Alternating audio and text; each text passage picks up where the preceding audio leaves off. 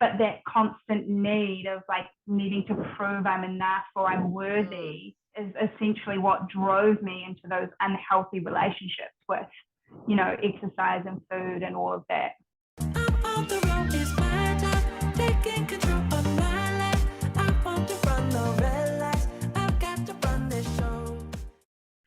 Hello and welcome to the Recovery Project. I'm Mel Abbott, and today I have the lovely Alex joining us with a really interesting recovery story all around eating issues. So welcome, Alex. Thank you so much. I'm stoked to be here and chat with you today. How was your life before you started getting help with this? Well, it's first of all, I just want to say it's so cool to even have to like remember what life was like. Yeah, because it just isn't like that anymore. All I could think about was food, what I was eating, when I was eating, and exercise, and how much I was training, like what I needed to eat around training. That was literally what all my brain could occupy when I was at my worst. Yeah. And yeah, it was sort of within that moment, after probably a few months of that, I was like, this isn't normal. This is really starting to affect my day-to-day functioning by how much my thoughts I'm just getting consumed by this. I need help. Yeah, that was.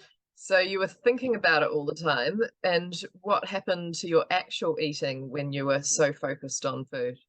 Yeah, well, I got diagnosed with what's called a binge restrict eating disorder, which, to be honest, was quite confronting for me because at the time, my behaviors, what I felt really out of control with was binge eating. Yeah.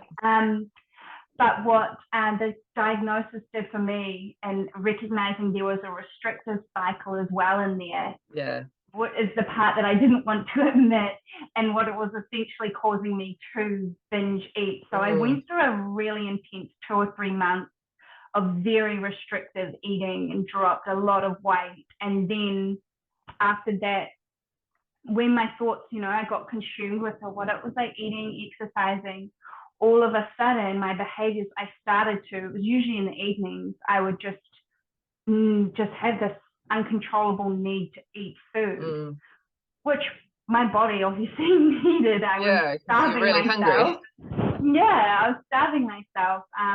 But because of like the thought patterns and everything that was going on, it just snowballed into binging, and then this horrible guilt, sort of shame cycle afterwards, and then would go back to complete restrict. So the next day I'd be like, I ate so much. I was eating to the point like it hurt, and I would feel like I needed to vomit, but I didn't. But and that's when I knew it was completely out of control.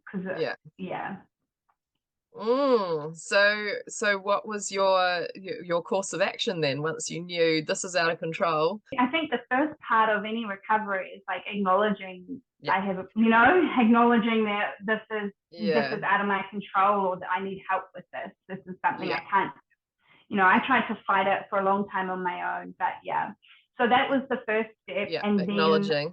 Also, and then I think particularly with eating issues, wanting to change it is a huge. particularly big factor. Like it's a big factor in any chronic illness, but especially with food, because for someone who's anorexic, fixing it means they're going to gain a lot of weight and they don't necessarily want to, or fixing it if you're an overeater means you're not going to get to eat all that food every day. So knowing there's a problem but also wanting it to change is quite a big step. It was huge. My relationship with my body, I just knew I'd have to rebuild that. Yeah, totally. So good for you. That's I agree, that's huge, important steps in recovery. So you know there's a problem, you want change. So what action could you then take? I even drove to another drove out to go get more food when I was in this crazy binge mode.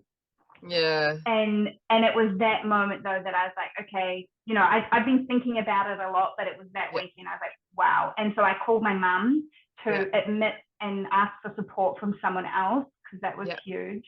Yeah. And then she could encourage me, you know, I was thinking, okay, just reassuring me, I suppose, that, going to the doctor. And that was sort of all I knew at that time, is that, okay, I need to try and find some pathways of healing and recovery. So I went to the doctor and asked for a referral to the eating disorder clinic just to get an assessment. 100%. I think the eating disorders clinics are incredible, and in particular, maybe for people though who might be more further down the track than I was. The approach in that sort of clinical or psychology point of view is they get you to record each day more about what you're eating, how often you're eating, all of this sort of thing, so that they can track and support. But I remember walking away from my first few sessions and having to fill out all these food diaries and things, thinking, I felt so overwhelmed and stressed, because I was like, that's my problem. I don't want to be constantly writing about my food and what I'm doing, and I want to be free of that. Yeah, because that's not what normal healthy living is. So they're actually sort of taking you further out of normal behaviors. Yeah, so I felt really conflicted by that, because obviously I was so appreciative to get some help and support, but I knew for me that wasn't going to work. So after my third session, I was really honest with them, and they were amazing. And I just said, look, I'm so grateful, but I'm going to try and find some other sort of support and therapy. So they're the ones that diagnosed you, did they? So you kind of had more information about what was wrong. It was extremely useful and a really important step. Yeah. A very but important not the whole solution. Yeah. Yeah, because their methods weren't quite right for you. Absolutely. Yeah. Okay, so you're carrying on your search. You've got the diagnosis. You've got some information. What's your fourth step in the journey then? I need something life-changing. I know that there's more to this than just my issue with food. I sort of was like, you know, why am I like this with food? And I was really lucky in the sense I had a sister who, she just recovered from chronic fatigue, and it was this incredible recovery, maybe about a year before what I went through. And I remember my mum actually mentioning, what if you could do the same program that she went on? After 3 days, she came home and was basically literally like recovered. And I thought, wow, like, I would be so happy. I'd be so relieved, but I don't know if it will work for an eating disorder. So that's when I heard about that was the switch. With you. And that's where we met. That's where we met. And I bit the bullet, and I was like, I've got nothing to lose, so let's go up and give this a go. Nice. So how was that for you when you came to the switch then? Oh, it was incredible. I obviously, like anyone, when you have the potential to literally change your life and step out of this illness or pattern or whatever, it can be really like a bit nerve-wracking, very nervous, confronting. But like within the first day, just like meeting that first morning, I just remember feeling really calm, just being around everyone and your energy. It was like, it was just, I don't know, I just was like, okay, this is gonna work, you know. And we did the work before the course to make, you know, it's gonna work. There's no the course doesn't start on day one of the actual course, does it? There's a whole lot of preparation and work you do first that's all getting you to that right mindset to just go for it and go, right, this is the 4 days. First thing that really resonated, which I think helped me then step into the second, was just allowing the fact that we go through seasons. Nice. And you know, there was room and space within that course to acknowledge we don't always have to be up, and you know, so that sort of allowed me to be like, okay, you know, because one of my patterns was, you know, really getting caught in the drama of being unwell, and so acknowledging that that's okay, and you don't have to, you know, go completely down a rabbit hole. It's just, oh, this is a season and I know I'll move through. Yeah. So that helped me to then step into the next part I think for me, the science that you brought, that was brought into the course. So if there was any around little like the neural pathways wire up. Yeah. I think that helped me really kind of, it gave me that last little percent of belief I might have needed to put in the work to do this. And I think what happened as well was that all of these emotions and things were coming up for me during the course in a good way.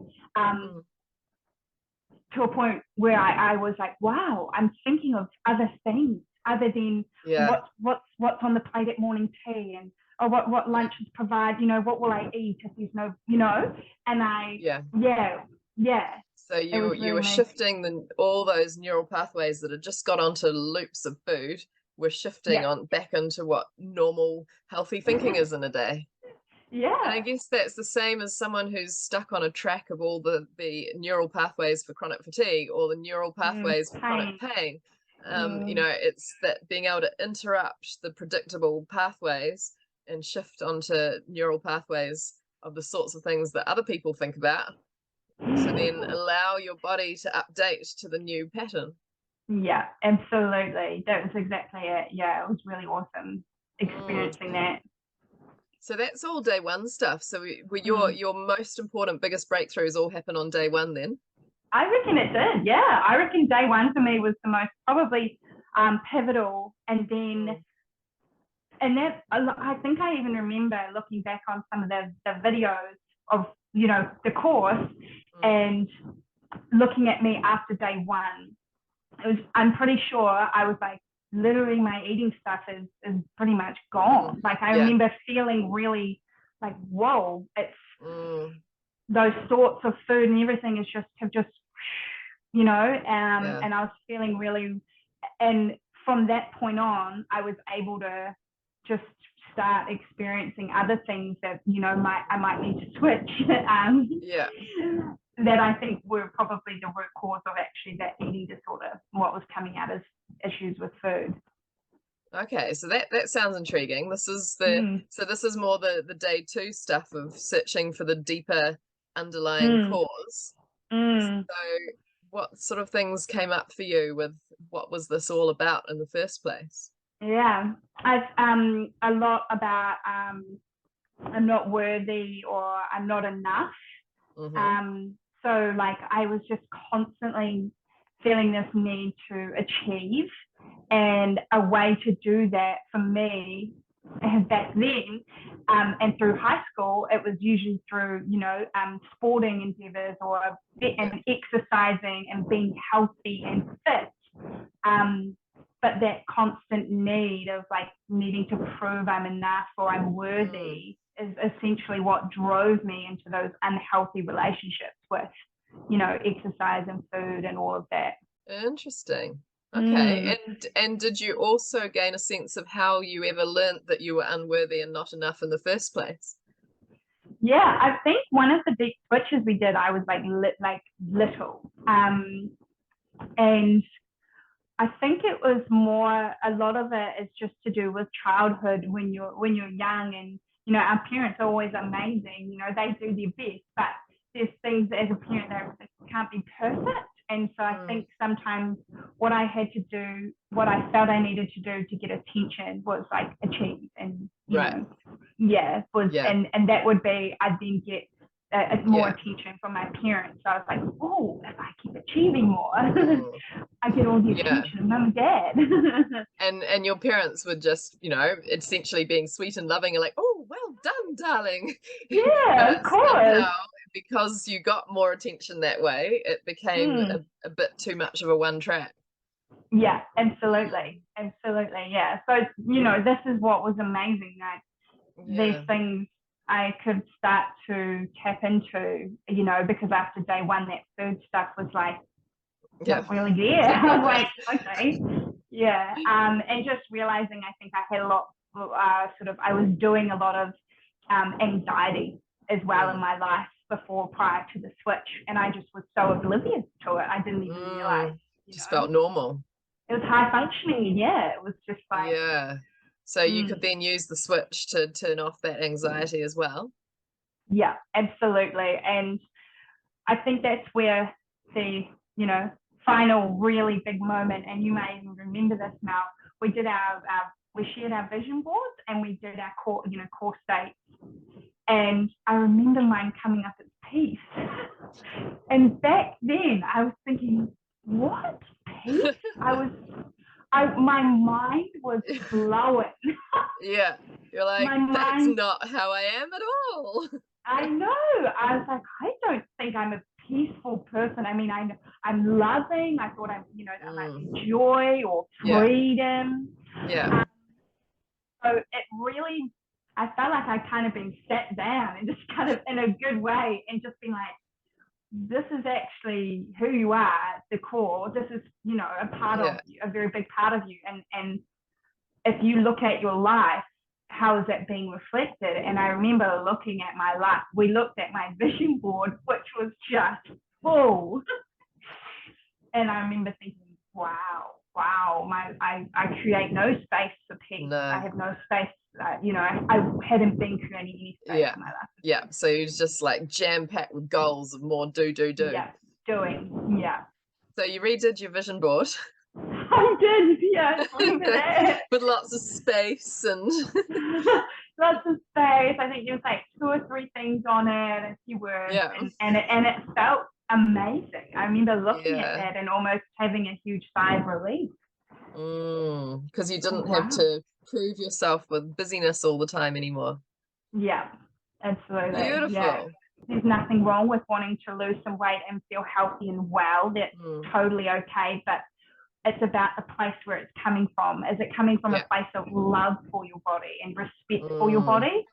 Or is it coming from that hate and I hate my body, I've got to change it, it's disgusting, Interesting. That I think is such an interesting point. What is the motivation behind the behaviors? Because it is good to do exercise and so on, but when you're in a place of hate with yourself, that's when people do it to the extreme or don't look after themselves. So coming forward to the work that you do now, tell us a bit about that. Cool. So I've been lucky enough to go out. I've sort of been able to combine, I suppose, like I've always had an interest in the mind and how it works and study psychology. And I've always been looking for a way to combine the two, as you'd know now, but they're very related, mind, body. Yeah. And I started working in health as a health coach and was like, how cool would it be to just work with people one-on-one? That's where my magic happens. I love one-on-one. And just give them the opportunity to maybe work through some of the things that I've noticed from my own journey, like what's underlying the motivation behind, wanting to change your body and wanting to eat well. And, do we need to work on some of those things before you can get to that physical sort of, aspect of it? So that's, I've been, interesting. So what are the sort of main issues that people come to you for? A lot of it, people, I've sort of had a mixture.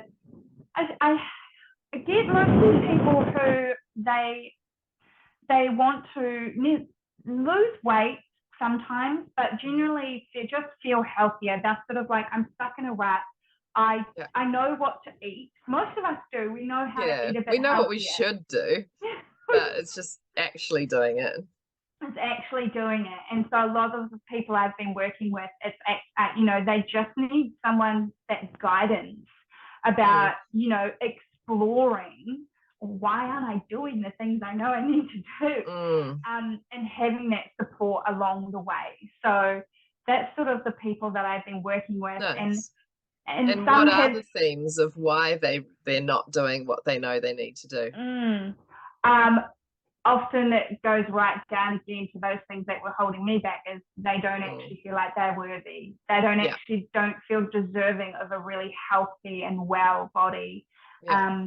Some people have a fear of success, it's like, if I achieve that, like, wow, like then there's other areas of my life that, and that's sort of just, for some people, you're just getting stuck you know, which is what we talk about in the switch, but you get stuck in that, and it feels safe when you so that those behaviors just keep repeating themselves because it's familiar. So those are probably the biggest ones, but not feeling worthy or deserving or enough is what blocks a lot of people from actually taking these steps. Have you, because I've noticed with people who overeat, there's often that somehow instant gratification in that moment, eating the food will make me feel better. And often that seems to go back to when we're very, very young, parents pacify kids with food. Like if you're crying and upset, oh, here, have a cookie, have some ice cream to feel better. So, you know, with people are kind of learning that it's comforting to eat, you know, and very young, like babies, they cry, you give them the breast. They might have been crying because they're hungry, but they might just want comfort. And so, you know, we're always learning that food is the comfort. Has that come up for your clients as well? Absolutely. And I think what comes up is a lot of discussions around, it's like, the way I look at it as well is sometimes it's similar, very similar to addiction. You know, it's anything, you know, it's essentially that's what's underlying it, is that we're using something to self-soothe or to try and regulate. And the problem is that we haven't, like you say, we've learned these ways at a very young age, and we don't know how to regulate our nervous system or how to sit with our emotions. That was a huge thing I had to learn myself, is how do I sit with just feeling uncomfortable and and I don't have to fix it. And that comes all the way back to your first comment about those seasons, that our emotions move through seasons. We're not always having the season that we want, but knowing how to navigate through the seasons so that you can go back around that wheel. So. Yeah, and that's why I think that was so huge for me. Like that was just like this massive mind-blowing moment. Like, and that was right at the start. That was like concept number one. Yeah, exactly. Yeah, amazing, right? And I think, you know, I've seen that in a lot of other people, and just being okay with not being okay. You see that word being thrown around, and sometimes you don't know what that means, but when you start practicing it, it really starts to change your life. Cool.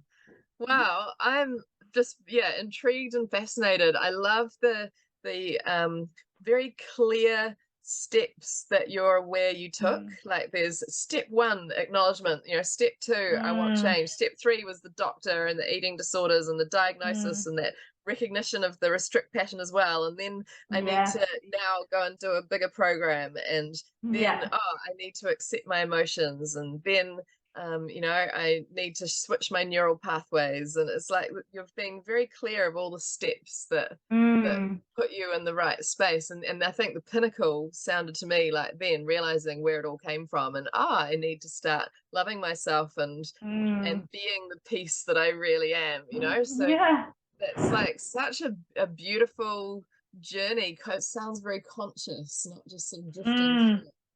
So definitely, it's truly been life-changing, and to the point, like I said way back at the start when you first asked me, tell me about life, you know, before, it's I forget, and it sounds bad, totally. But I forget how dark and despairing my world felt back then. So how do you feel about food now?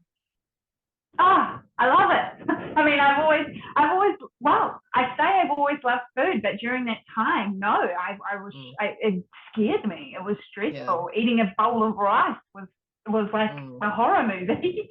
I love now food. You just enjoy it. You don't think about it until you're like, oh, I'm hungry. Yeah, exactly. And my relationship with my body is awesome. You know, it's changed a lot over the years, but it's so cool to see, oh, this is what my body looks and feels like when I am relaxed and I'm at peace, and I don't have this crazy workout schedule that I've put on myself. And, you know, I go for walks now. I do garden landscaping as an active job when and I move my body, but it's just in such this, it's so different. It's so different. It's great. Yeah. Awesome. Well done. I mean, that's an amazing journey. And thank you so much for sharing it with us. You know, it's like deep personal stuff to put out there in the world, and it's going to really change people's lives. So thanks for that. Good luck with all of your future business and helping others have amazing healing journeys as well. Thank you so much, Mel. It's just honestly, you've been a huge part of it. So thank you. Awesome.